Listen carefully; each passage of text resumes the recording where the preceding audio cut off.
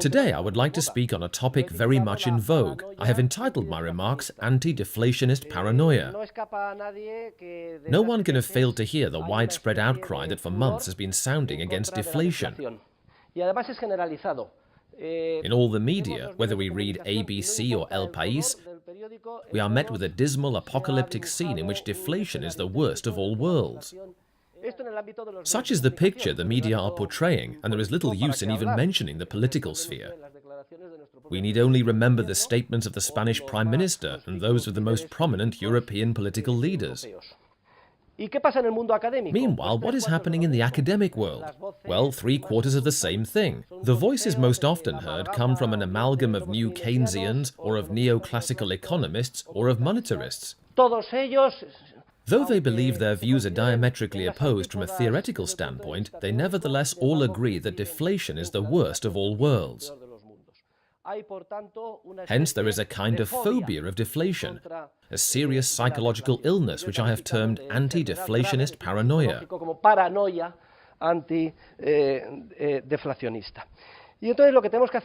What we must do is to study it, if it indeed corresponds to reality, both theoretically and practically speaking, using the analytical tools of Austrian economic theory. Apart from the sketch I'm going to give you here today, I would recommend that you examine both my own work, specifically Chapter 6 of the book Money, Bank Credit and Economic Cycles, which largely centers on the analysis we are going to discuss today, as well as the doctoral thesis of my disciple Philip Vargas, which is devoted entirely to the Austrian theoretical analysis of deflation.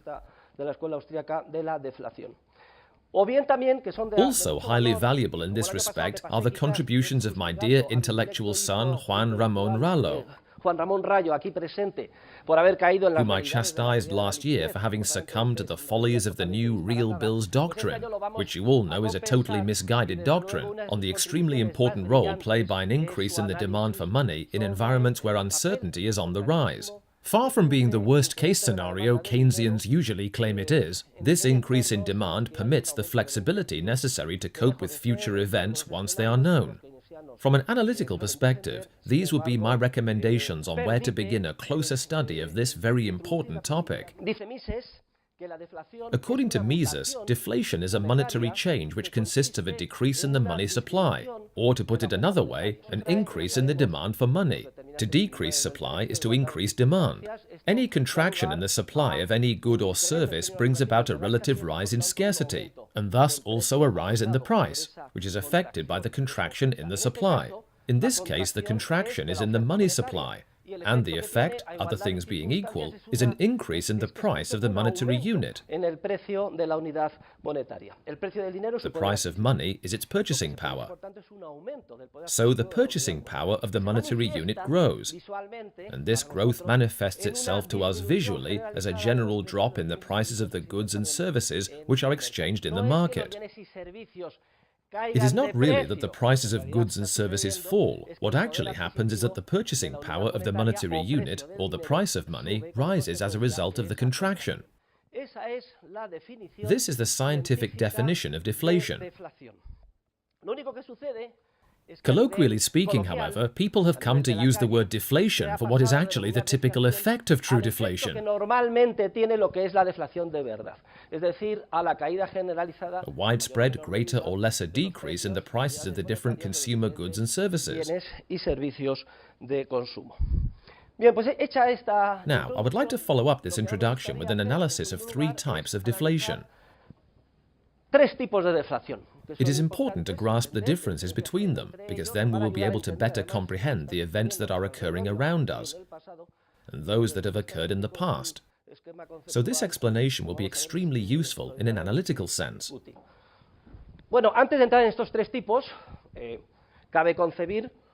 Before we begin, let us consider that in a purely anarcho-capitalist society, with a gold standard, no state, etc., it is still possible to conceive of some isolated episodes of inflation, sensu stricto.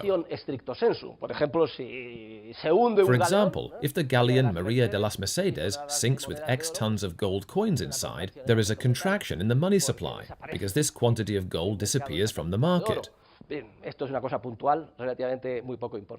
This is an isolated event and relatively insignificant. We could also imagine a natural catastrophe, or a war that could cause a very sharp increase in uncertainty, and in turn a substantial rise in the demand for money.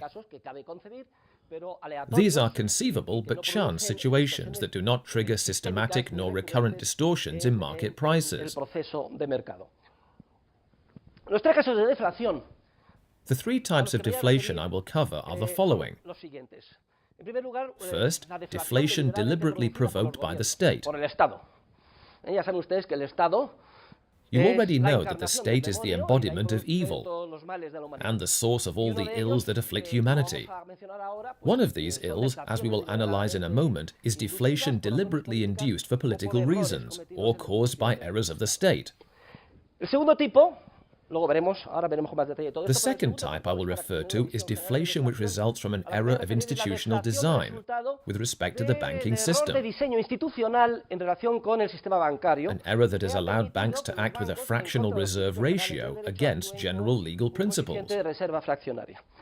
This has been the economy's Achilles heel for 20 centuries. As I show in my book, all recurrent cyclical economic problems spring from this error of institutional design, from this odious privilege granted to banks, by which they can act outside general legal principles and neglect to maintain a 100% reserve ratio on demand deposits. Consequently, the money supply behaves like an accordion. Just as easily as it expands due to the generation of virtual money, it later contracts. This is especially and invariably true when the market uncovers the investment errors committed during the bubble stage.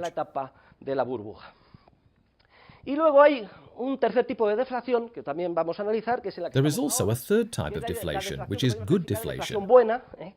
In fact, it is not really deflation sensu stricto, because it does not derive from a contraction in the money supply, nor from an increase in the demand for money, but rather from an increase in the production of goods and services throughout a prosperous market process in which the government does not intervene, and which grows at a faster rate, in general, than the money supply. This is the healthiest process of economic growth conceivable. With this overview of the three different types of deflation in mind, the most conceptually useful ones in understanding events around us, let us now briefly analyze each one. The first, as you will recall, is deflation deliberately provoked by governments. There are different historical examples of this first type, such as the deflation induced following the Napoleonic Wars. However, the most talked about case is the monumental error committed by the Chancellor of the Exchequer of the United Kingdom in 1925, Mr. Winston Churchill. Mr. Churchill insisted on reintroducing the gold standard after the First World War, but at the pound's gold parity prior to World War I, the centenary of which we commemorate this year. This was a very grave error because the First World War was financed, as always, by inflation. The market was flooded with sterling notes, which meant that the de facto parity of sterling banknotes with gold fell dramatically.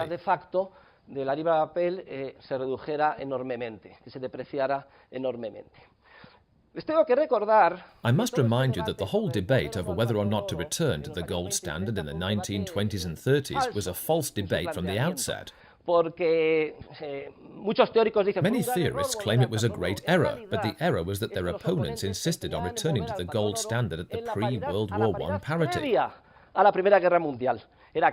course, it was key to return to the gold standard, with all the disciplinary restraint it entailed for authorities. But it was vital to take into account the reality of the tremendous expansion of fiduciary media that had been injected to finance the war. Hence, those historians of economic thought who assess the debate make the mistake of thinking that those who wish to return to the gold standard were wrong. No, they were right.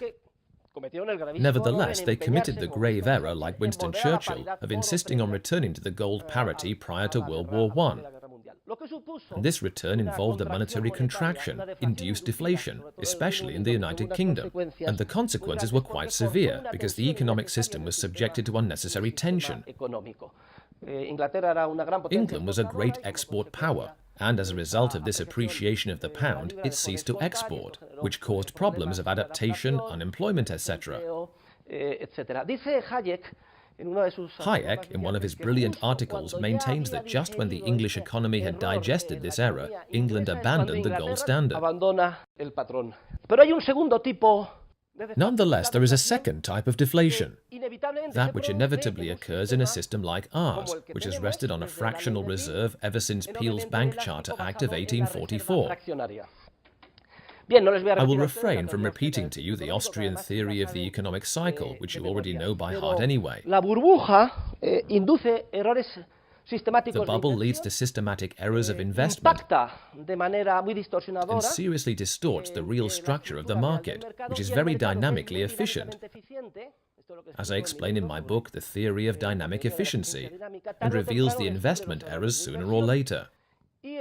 At that moment, a financial crisis erupts, because it becomes clear that a large number of the loans banks granted during the stage of credit expansion were granted for unviable or unsustainable investment projects. Furthermore, since the collateral for those loans from the bubble stage are deposits created from nothing, which, with all due respect to the new real bills theorists, are money, it is revealed that banks' assets have only a fraction of the value that was thought, while banks' liabilities remain the same, and thus the entire banking system is in a state of failure.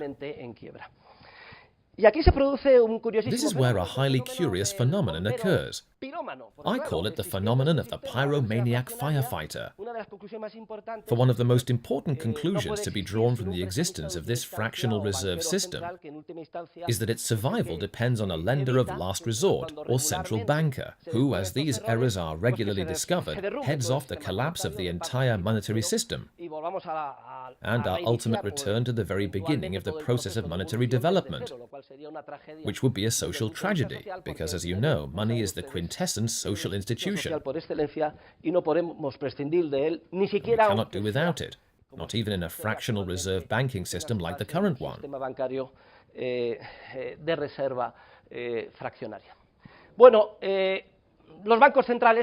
the face of this situation, there is relatively little central banks can do. At most, they can keep private banks from failing by providing them with all sorts of loans and assistance, and that is about it.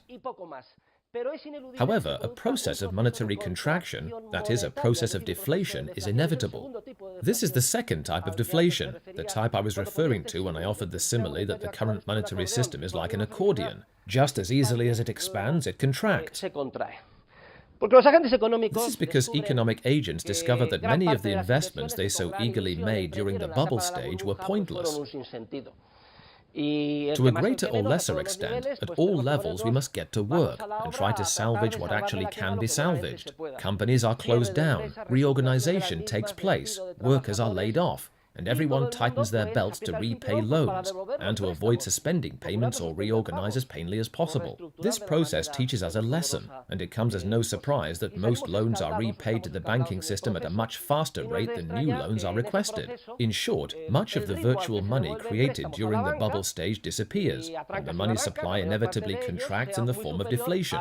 Here I would like to make an observation, because we Austrians have been criticized. We have been accused of being liquidationists, who are immensely pleased with deflation. This is not the case, my friends. It is an unjustified caricature. In several places, Mises reiterates that no Austrian theorist defends such deflation per se. We are not masochists, nor do we wish to inflict unnecessary harm on people.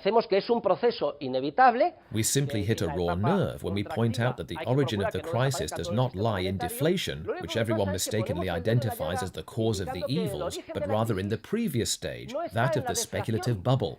For this reason, the entire banking system must be redesigned, and a 100% reserve requirement established on demand deposits and their equivalents. These should be treated in the same way as any other deposit of a fungible good, for instance, wheat or oil.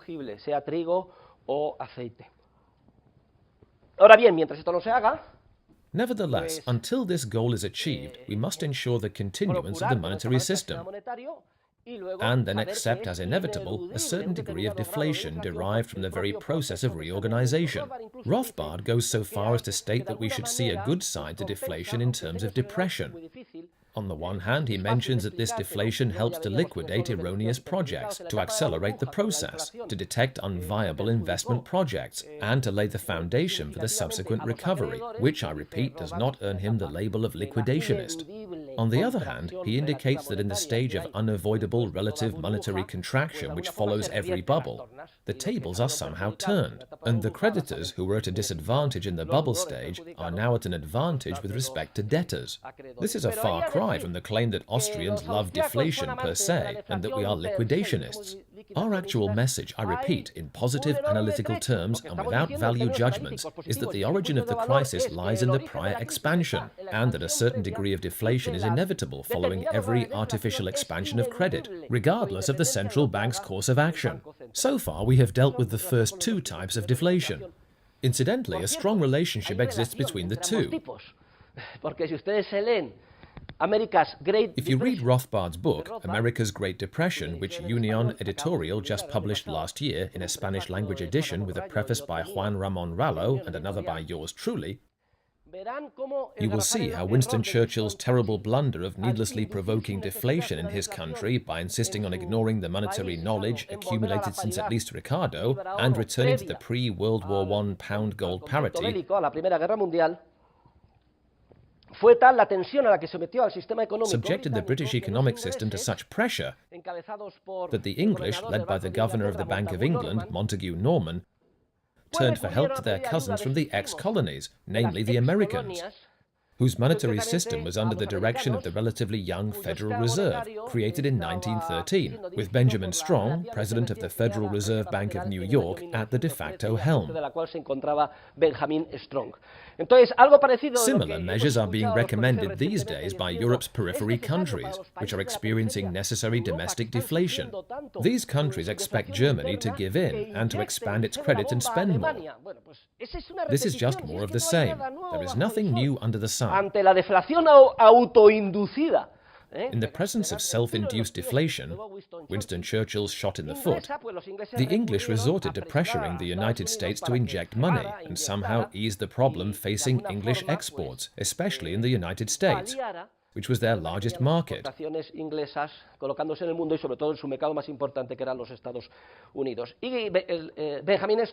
Benjamin Strong, who even had a permanent office in the Bank of England, went along with the request and arranged a bubble, that of the Roaring Twenties in the United States.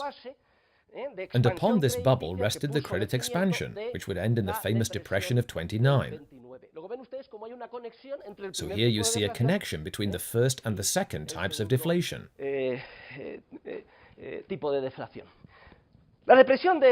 Incidentally, Milton Friedman created a myth about the Depression of '29. As a myth, it has been one of the most destructive to the economy and consists of the claim that the Depression sprang from the monetary policy errors of the Federal Reserve, which did not inject enough money. In fact, this has been the official academic version ever since the publication of the book A Monetary History of the United States by Anna J. Schwartz and the late Milton Friedman, who I hope spends many years in purgatory.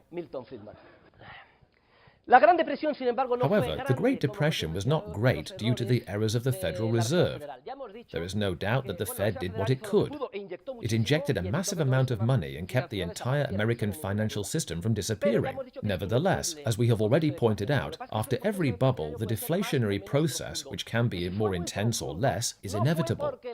Moreover, if deflation was very intense, the cause did not lie in a failure of the Federal Reserve to inject what was needed, but in the monumental errors of economic policy committed by President Hoover and later by President Roosevelt, both of whom focused their efforts on advancing and pushing for higher wages, raising taxes and public spending, making the economy more rigid, and furthering a protectionist agenda of increased tariffs worldwide, as had never been seen before.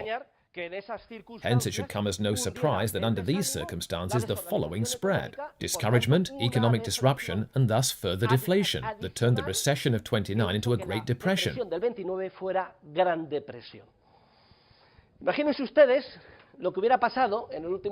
Imagine what would have happened in the last cycle, which has just concluded, and from which we are beginning to emerge, if states had reacted just as Hoover and Roosevelt did. We would be in a severe depression with much more serious deflation. And it would not be owing to a lack of money injection by central banks, but to errors of specific economic policy. Or, to put it in today's language, a failure to have implemented the necessary economic liberalization reforms. We also have the famous Japanese example, which is the one always cited to scare us about deflation. We are told that because of its deflation, Japan has spent years without a recovery and with very insignificant growth. This is the crude, short-sighted, erroneous argument of those who lack training in economics, or who have received inadequate training, or who simply cheer on the champions of inflation for political reasons, and we will discuss them later.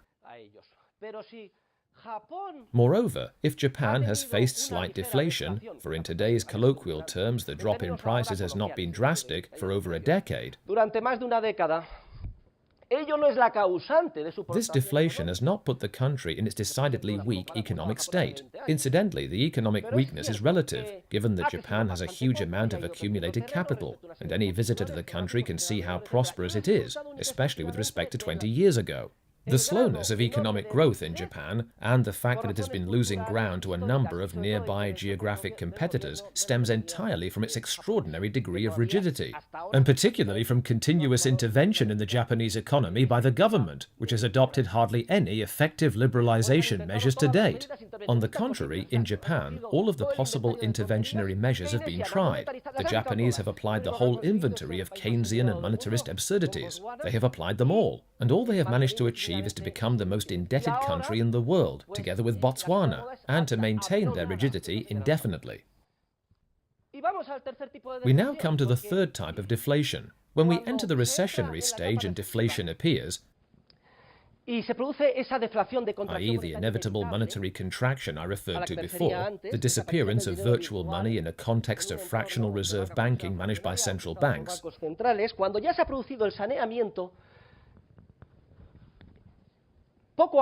people gradually begin to discover viable, sustainable opportunities. And because economic agents are not very inclined to request loans, the money supply remains relatively stable, and little by little an increase in productivity occurs. It is then that the third deflation scenario begins to unfold. This is what is referred to as good deflation, and results from an increase in productivity.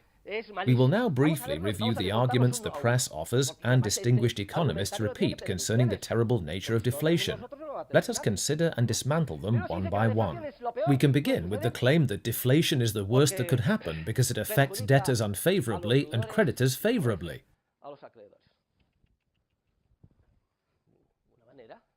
It is time for us to pause and think a moment. If as a result of a process of productivity growth, particularly in this stage in which the economy begins to recover, the production of goods and services should grow faster than the money supply, which would mean an increase in the purchasing power of the monetary unit, economic agents, who are very nimble negotiators of their borrowing and lending operations, would take these deflation expectations into account and incorporate them when reaching an agreement on the corresponding market interest rate. Let us recall that a market interest rate has three components. First, the social rate of time preference. Between you and me, around 2%. You are probably wondering where Professor Huerta de Soto got this percentage. Well, I pulled it out of a hat. Only God can know the social rate of time preference, but as I look up to the heavens, I get a clear sense that it is around 2%. Second, the component for expected inflation or deflation. And third, the risk component for the specific contract or sector in which the exchange of present goods for future goods takes place. We could go a step further and add, as Mises does, a component for pure entrepreneurial profit. We could even make a concession to the absurd new real bills doctrine because, sure enough, to the extent that those loans are short-term secondary media of exchange, they will have a negative premium because they are very liquid. But we will set this topic aside now. What I mean to say is that in a deflationary environment, economic agents themselves already have the expected deflation in mind, and they reduce or make negative the premium for changes in the purchasing power of money. If secular deflation of around 1% is expected in the coming years, and the social rate of time preference is 2%, the nominal market rate in the absence of risk will tend to be 1%. And this is no problem, because it harms no one. Economic agents, both debtors and creditors, negotiate and agree on a nominal interest rate for the corresponding transactions, and thus the first argument has been refuted. Someone could ask me, what about credit agreements signed years earlier in an environment that was not deflationary? Well, listen, you made a mistake and contracted a debt under different circumstances, and now you have to accept the consequences and repay your loan in monetary units of greater purchasing power. Each of us must lie in the bed he or she has made. In this case, a phenomenon does occur in which debtors are placed at a disadvantage and creditors at an advantage. But in a way, this compensates for the prior injustice, as Rothbard explained and I mentioned before. And let no one claim that this situation is very grave because aggregate demand contracts. Spare me the silly arguments. In aggregate terms, nothing contracts, because while it is true that those who took on a debt in the bubble stage are unfavorably affected, and thus their contribution to the aggregate demand is smaller, creditors are favorably affected, and thus their contribution to the aggregate demand is bigger. And aggregately speaking, economists do love aggregates. The aggregate demand does not change, so we have unraveled the first argument. However, another argument runs that deflation is horrible because companies sell less as a result of the drop in prices, and a cumulative contraction process is set in motion. This argument is very unsound as well. In a context of monetary growth under the gold standard, we would generally expect companies' aggregate sales to grow at around 1%. The world stock of gold has shown secular growth of around 1 to 2% per year, as indicated by various studies. So then, what comprises the turnover or sales income of the companies that grow at 1%? The turnover is comprised of a number of units of goods and services, which are produced by each company. And this number grows at a faster rate, 2 to 3%, which is precisely why the price of each unit tends to fall. Nonetheless, a fall in unit price certainly does not harm companies. On the contrary, it is a sign of the healthiest process of economic growth conceivable, that which derives from an accumulation of capital, from innovations, etc. This growth process makes available to economic agents and consumers goods of increasing quality at lower unit prices. Though companies' growth is modest or even very slow and follows the trend of growth in the money supply, around 1%. But there is no contraction anywhere. Besides, remember the entire theory of capital. I could be here for hours, but it is perfectly possible to earn a lot of money even though sales do not increase. Lesson number 1 in accounting. Profit is income less costs. If your income does not grow, or if it grows slowly, you can earn lots of money if you reduce costs by renegotiating them, which is relatively easy if you change your way of thinking as an entrepreneur and accept that you are in a deflationary environment, in colloquial and not academic terms, of declining prices. This environment is the setting for the soundest and most prosperous market process of growth imaginable, as I just mentioned. Particularly those in the sectors closest to consumption, this need not be at all detrimental to these firms.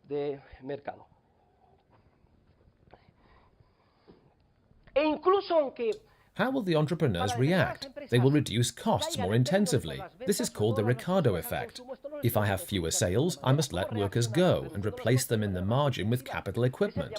This occurs mainly because the drop in prices means an increase in real wages. Again, this is the Ricardo effect. In the margin, it is better to replace some labor with capital equipment. The laid-off workers are freed from the companies closest to consumption and will end up working in companies in the sectors furthest from consumption. Precisely those that are going to produce the new capital equipment the first companies needed to cope with the new deflationary environment. Capital Theory 101. These are fundamental principles that unfortunately very few of my colleagues have studied, and thus they completely overlook them. Another argument goes that when consumers notice prices are starting to go down, they think to themselves, since tomorrow the price will be lower, I won't consume today, and thus the price drops further. Tomorrow comes, and since the expectation of lower prices persists and was confirmed in the past, consumers again hold off consuming, though they get a little thinner, and the day after tomorrow they delay yet again, and get thinner still, and then they die of hunger. Deflation appears and the world collapses. This is the horrific deflation argument. Consumers are idiots, and we quit consuming if prices are expected to fall.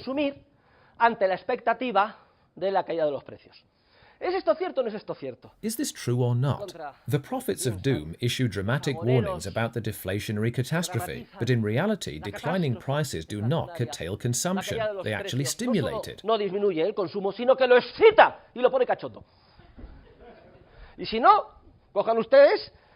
if you do not believe me, there are endless examples. What has happened with iPhones and iPads? Do you know how much the first personal computer I bought cost me? Their price has not stopped falling, nor has their quality stopped rising, and this has not kept demand for them from growing. In fact, to eliminate this feeble argument, we need not even resort to Pigu's wealth effect, nor to the tendency of the nominal demand for money to decrease as its purchasing power increases. These very strong effects also appear, but in the medium and long term. There are other, even more absurd deflation arguments, like the one I read the other day, which ran that with deflation, in the end there will have to be negative nominal interest rates in the market. It is impossible for there to be a negative nominal rate in the market. Even in the most deflationary environment imaginable, when the market interest rate approaches zero because the deflation premium is rising, as the interest rate gets closer and closer to zero, and given that the interest rate is the value used to discount the expected flows of rents from each capital good, what happens? Well, the value of capital goods, which are always on entrepreneurs' minds in their processes of innovation and imagination for discovering sustainable investment projects to satisfy the future needs of consumers, approaches infinity, and therefore the entrepreneurial opportunities to undertake sustainable investment projects multiply and become increasingly attractive. However, this happens with greater intensity the closer the nominal interest rate gets to zero, but, as is logical, in no case will the nominal interest rate become negative. Es lógico, podrá convertirse en un tipo de interés nominal negativo. And you must not say to me, but is Professor Huerta de Soto, who is going to get into an investment project with all the headaches involved, if he or she is going to receive a very low interest rate? Because for me, the valid argument is Professor Huerta de Soto, who is going to get into an investment project if Papa State is going to pester him, impose regulations on him, send inspectors to visit his project every other day, fine him, and furthermore, if he earns anything, the state is going to wring it out of him, take 52% in income taxes, plus another 8% in personal wealth tax, plus estate tax, etc.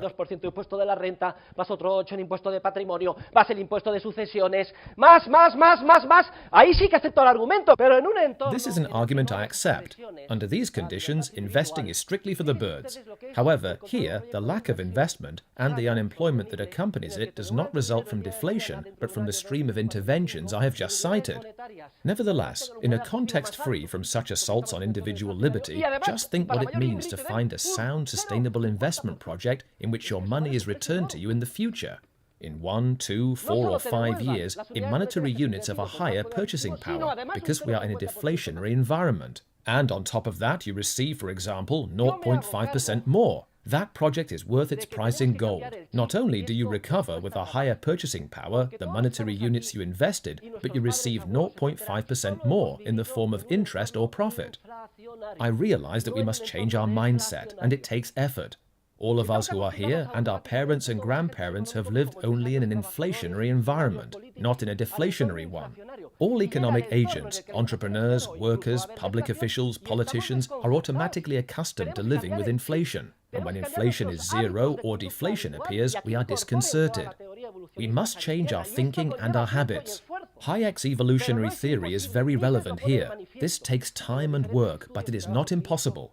Mises has already made it clear in the different studies and papers which he produced as an advisor to the League of Nations during the interwar period, and which you should reread.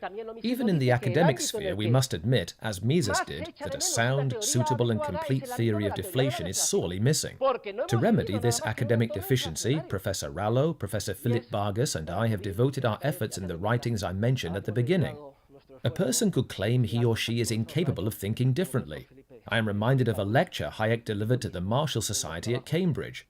After he had explained everything, during the question time, someone asked him, "Is it your view that if I went out tomorrow and bought a new overcoat, that would increase unemployment?"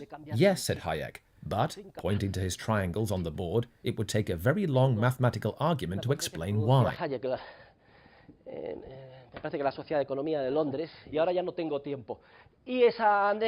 This biased anecdote has passed from textbook to textbook in ridicule of Hayek, but it only shows the difficulty of changing deeply rooted convictions and mental habits, regardless of how misguided and harmful they may be.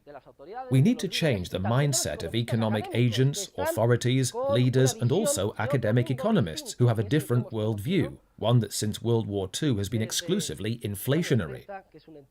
There are also historical examples which, although they do not prove anything, because history, though a very valuable art, at most illustrates theories but cannot prove nor disprove them, perfectly illustrate today's analysis of deflation. My criticism of anti-deflationist paranoia.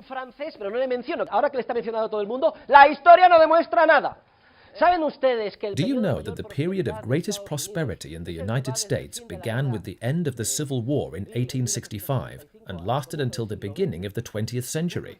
It was a period of cumulative growth year after year of between 2 and 4%, with secular deflation year after year of around 1%.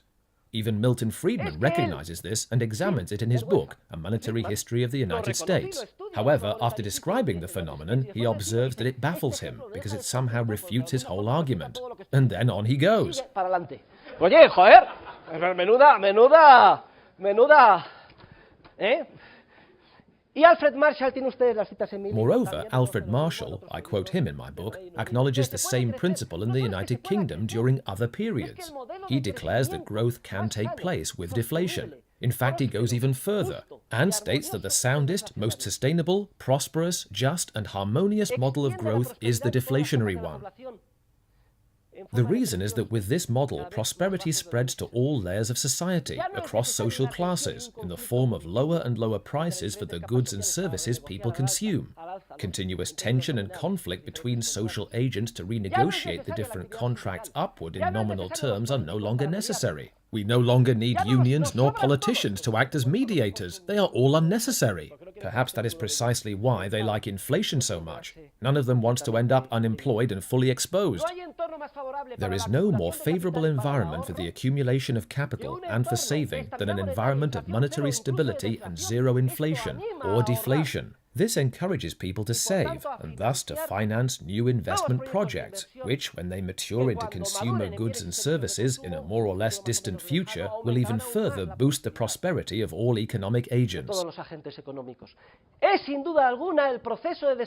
Without a doubt, it is the most just, harmonious, efficient and sustainable process of economic development.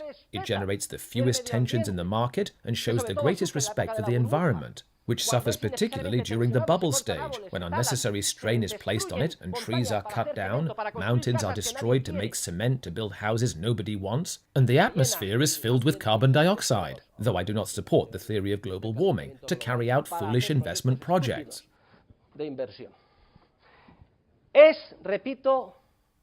repeat, the deflationary process is the healthiest process of economic development conceivable.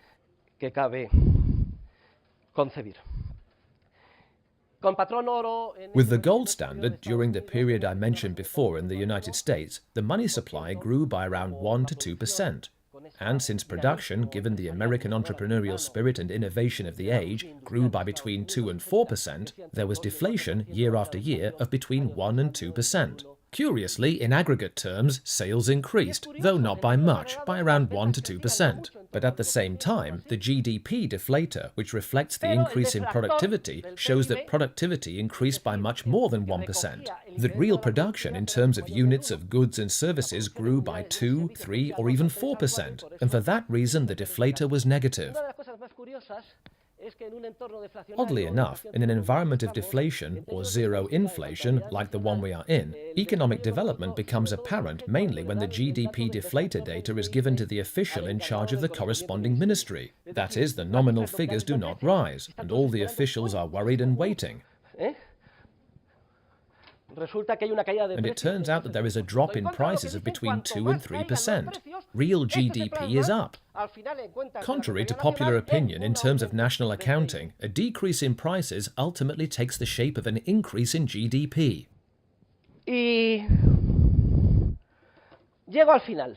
To wrap up, I would like to pose 2 questions. 1. What are the psychological and sociological reasons for this hostility towards deflation?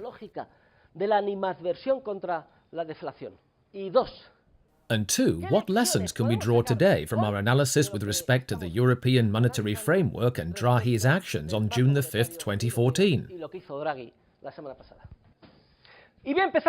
I think I will begin with the second question, because the first one is trickier and more complex, so it will be best handled at the conclusion of my talk this afternoon.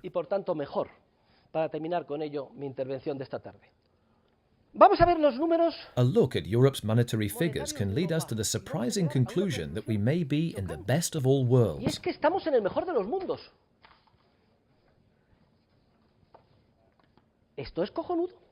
A piece of data. Growth in the M3 is around 1%, according to the latest report from the European Central Bank. We would see practically the same under the gold standard, maybe even toward the low end. That's wonderful. This rate should be maintained indefinitely. Another piece of data, though you know this is not my favorite type, I much prefer theory to illustrations, but as an illustration, growth in GDP is around 0.5 to 0.6%.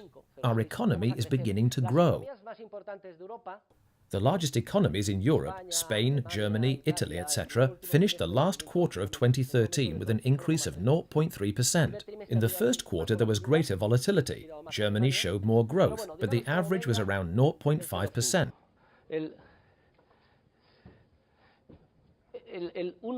In Germany, it was 1.5%, and in Spain, 0.5%. It will be interesting to know the aggregate measure, still unavailable on the day these remarks were delivered. But approximately speaking, if the current rate of inflation in Europe is around 0.4 to 0.5%, this is because the increase in the money supply, which I just mentioned, 1%, exceeds GDP growth by precisely that amount. My point is that if we implement the necessary structural reforms, a task which in Spain has largely been carried out, and we gradually recover our confidence, it is highly probable that production will begin to recover at a rate that exceeds current growth of 1% in the M3, and therefore that we will enter the healthy deflation and declining prices which I have called the best of all worlds. In short, ladies and gentlemen, we are approaching the best of all possible worlds. To sum up, recent European elections have brought to light people's ever-increasing disenchantment with regulation from Brussels. This is excellent. It is excellent that 25% of the French have voted for an anti-European party. Europe must be limited, speaking as the Eurosceptic that I am, to the free circulation of people, goods and capital. There must be zero centralized regulation from Brussels and competition between the different states, and everyone's voting with their feet must be allowed to drive down regulation. However, we need a single currency which cannot be manipulated by each nation-state and which somehow simulates the functioning of the gold standard. Nowadays, that currency, as you know and I have tried to articulate in various economic papers and on a popular level in my articles and films in defense of the euro, is the euro. Let us look for a moment at the European Central Bank benchmark figures in place since the Maastricht Treaty. Inflation of slightly under but close to 2% and growth in the money supply of 4.5%. The numbers fit together because it was conceived that if the GDP grew by 2.5% and money was injected at 4.5%, inflation would be 2%. The figures would be much better under the gold standard. Growth in the money supply would be around 1%, as it is now in Europe. Production would recover and eventually even exceed that level, and we would have deflation. However, it is not politically acceptable for Mario Draghi and the Germans to go out and declare that they are going to lower by 2 or 3 points the benchmark set in Maastricht, that the inflation objective is no longer going to be 2% but 0%, and that growth in the money supply will be between 1 and 2%, closer to 1%, instead of 4.5%. This would be the ideal way to achieve the best of all possible worlds given the circumstances. This is what they should do, but they do not do it. They refrain from doing it because of the tremendous pressure exerted by politicians, economic agents, unions. What do all of these people want? To return to the prior inflationary environment as soon as possible. So, under such pressure, what does the European Central Bank do? Well, it gives the impression that it is doing a lot, but without really doing anything, which is precisely what European Central Bankers did on June the 5th, despite the press headlines. Mario Draghi is our genius, ladies and gentlemen. Just as Wim Duisenberg and especially Jean-Claude Trichet deserve a long stint in purgatory because they did not manage to inoculate Europe against the Anglo-Saxon monetary insanity, this man, Mario Draghi, is a genius. Let us raise him to the altars. One headline reads, "Draghi has deceived you. The European Central Bank will not inject 1 single euro of new liquidity. Long live Draghi." The idea was to fool politicians and give them something to show while leaving everything as it is. Furthermore, when asked how long it would take for the effects to be felt, Draghi answered, "It will probably take 3 or 4 quarters." What he is really saying is, do not bother me until next year. Fantastic, because what we need is for nothing to be done. We need to maintain this environment of flat or very slow monetary growth and allow it to keep disciplining economic agents, obliging them to change their thinking and restraining politicians. I will conclude with the following question. What is the origin of this serious psychological illness I have called anti-deflationist paranoia? I commented before on how difficult it is for us to change our habits, especially when, for several generations, the environment we live in has been inflationary and completely different. Inflation is a drug. It is an extremely dangerous drug, a great and deadly temptation for the whole social body. Politicians love inflation and hate deflation. With deflation, the information they receive from the budget office is that government revenue is not increasing but flat. Hence, it becomes difficult for them to pay for public spending and continue to buy votes. In addition, they feel pressure because they no longer wield monetary policy autonomy. They are obliged to manage public resources faithfully and with effort, something they consider foreign to their profession. Politicians believe their profession consists of buying votes with newly created money, not even the money of others, and then bequeathing the inflation to their successor within a few years. And they can no longer do that. Why do you think Jesus Christ left quickly after the multiplication of loaves? Because he saw that people were selfish, that they barely cared about his sermon, and that what they wanted was to make him king in order to live for free and never do a lick of work again. Today, the manna and the multiplied loaves seem to be inflation. The only way to make the impossible possible is to rely on inflation, or to issue debt that is later monetized. Yet all of this disappears like a dissolving sugar cube in a deflationary environment with very slow monetary growth and without monetary policy autonomy. That is why politicians always hate deflation, especially if they are hoping inflation will help them repay public debt, i.e. by swindling their creditors with a masked haircut.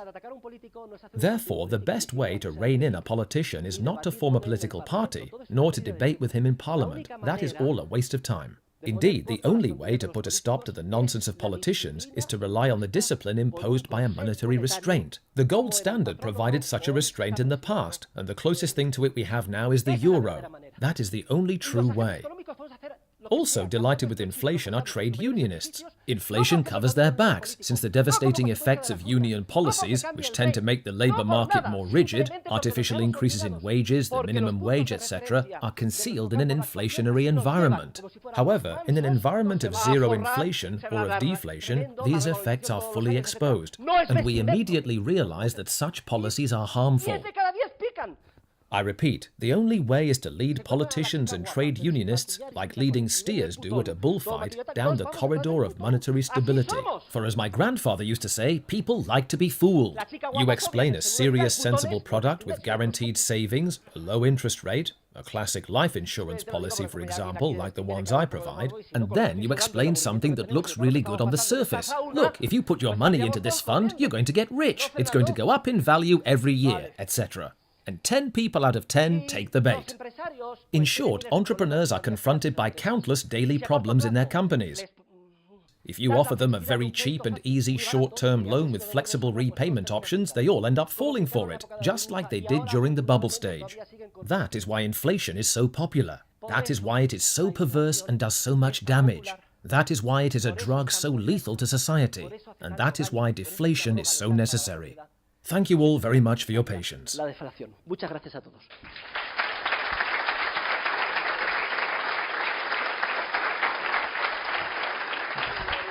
Gracias.